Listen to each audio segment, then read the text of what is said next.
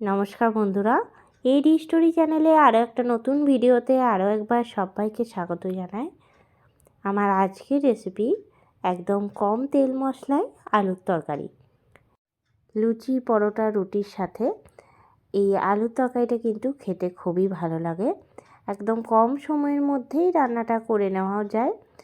অনেকেই এই রেসিপিটা জানেন, তবে আমি কিভাবে বানালাম একবার অবশ্যই দেখে নিন। পুরো ভিডিওটা স্কিপ না করে দেখতে থাকুন, আশা করি সবার খুব ভালো লাগবে।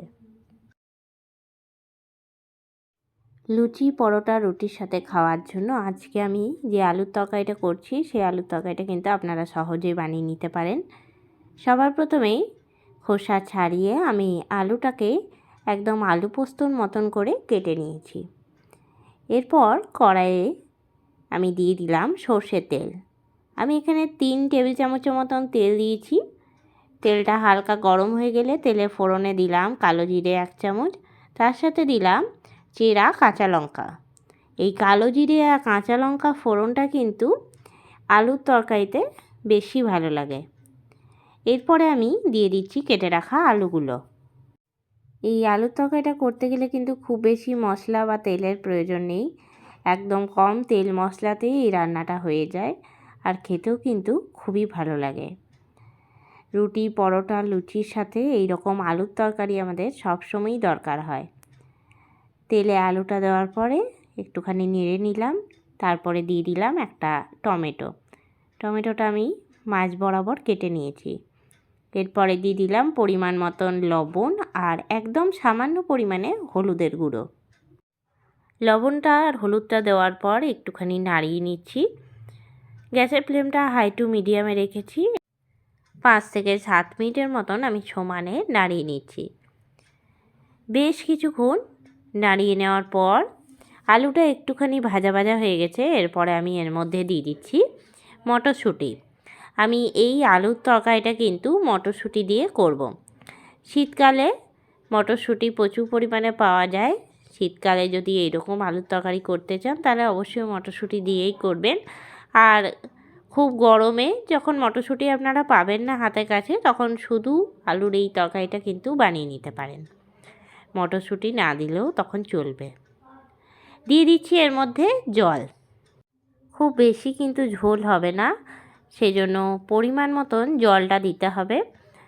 তবে খুব কম জল দিলেও কিন্তু হবে না, আলুটা যাতে সেদ্ধ হয় সেই বুঝে জলটা দিতে হবে। দিয়ে দেবো একটা চাপা ঢাকা বেশ কিছুক্ষণের জন্য, যতক্ষণ না আলুটা সেদ্ধ হয়। 15 মিনিট পরে ঢাকনাটা খুলে নিয়েছি। গ্যাসের ফ্লেমটা একদম লোতে রেখে আলুগুলো আমি সেদ্ধ করে নিয়েছি। আলুর তরকারিটা এখন সম্পূর্ণভাবে কিন্তু হয়ে এসেছে। 2-1টা আলু আমি ম্যাশ করে দিচ্ছি।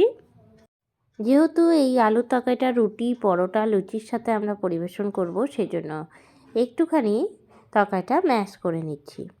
এরপরে এর মধ্যে দিয়ে দেবো আমি সামান্য পরিমাণে চিনি। একটুখানি মিষ্টি মিষ্টি হলে কিন্তু খেতে বেশি ভালো লাগে। চিনিটা দিয়ে ভালো করে নাড়াচাড়া দিয়ে নেব।